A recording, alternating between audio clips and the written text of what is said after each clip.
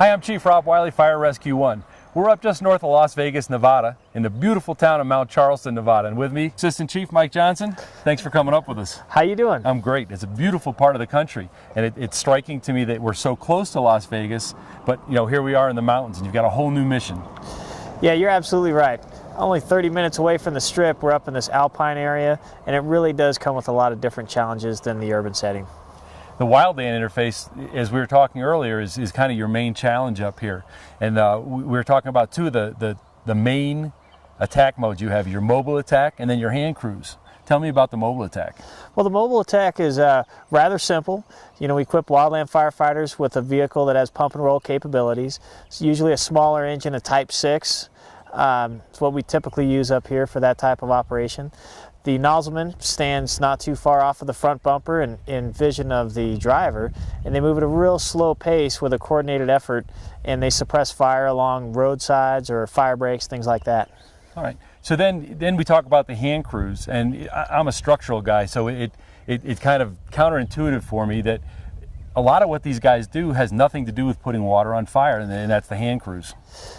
You're right. The hand crews essentially remove fuel, putting in fuel type brakes, what we call fire line, and with hand crews do it, we call it hand line. Essentially it's a 1.5 times the height of the fuel brake, and it removes the fuel, keeps it from burning. And what people don't often realize is that hand crews are kind of the cornerstone. Putting in hand line, that's essentially the way that we stop the fires from growing, and we eventually put them out.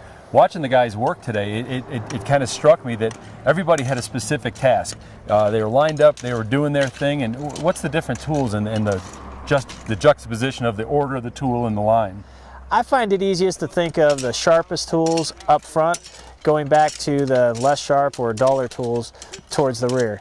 Chainsaws, Pulaskis that have like an axe-like head on them for cutting, they'd be up at the front. They'd be taking down whatever vegetation needs to come down as far as cutting. As you work your way back, the shovels, maybe even a combination tool would be somewhere in the middle, and then eventually a scraping type tool like the McLeod. And they're literally just scraping the fuel and getting a nice dirt path. Absolutely, down to good mineral soil, not a duffy or any type of decomposed vegetation. It's right down to that mineral soil. That's the best line. The other thing, watching these guys, that's hard work. These guys got to be in good shape. You're right. It takes sometimes 2, 3, sometimes even months to put out a wildland fire, working 16 hours a day and 8 hours of rest, so it's day in and day out work. And you see the heavy 45-pound packs they're wearing, swinging a tool for those 16 hours. Yeah, it's definitely a tough occupation. And we're about what here, almost 8,000 feet in elevation? Yeah, right about that. How does that affect the guys working? Well, especially if you're used to working in a lower elevation and you come here, you get winded a little quicker. You get a little sleepier early. It's just a little less oxygen in the air to breathe, so that's difficult too. Chief, you guys are kind of up here on your own. You're a long way from town. You've got some great relationships with other agencies. How does that work? Well, I'd like to explain. It's being in a remote area, we could be 45 minutes to an hour before we could see even another piece of equipment that's from our own agency. So we have to rely on our neighboring agencies, and in this case, the United States Forest Service and the Nevada Division of Forestry. They have stakeholders, they protect property up here, so it's an interagency effort. Not one agency up here could do it alone. It's a great camaraderie watching the guys work together. It was almost seamless. You really couldn't tell once they got working who are the guys from Clark County, who are the guys from the Forest Service. It was fun to watch. They really got together good.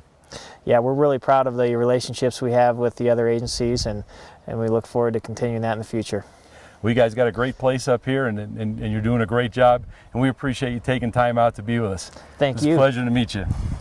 I'm Chief Rob Wiley from Fire Rescue 1. Thanks for watching.